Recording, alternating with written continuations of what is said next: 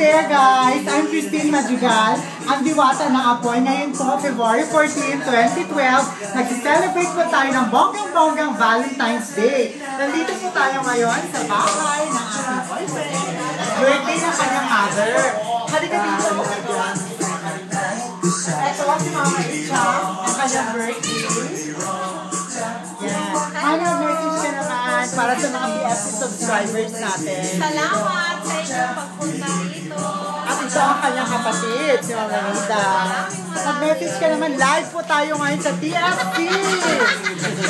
Ano ang message mo sa birthday ni Mama?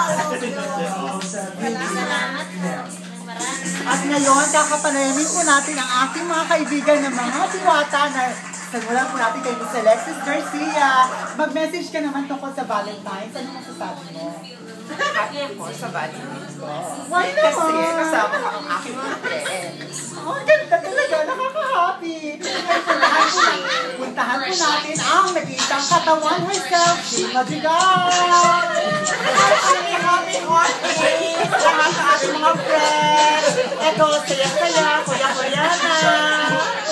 At ngayon, nandito naman si Ate Em, ang ating nag-iisang OFW. Ano yung message natin? Go, go, go!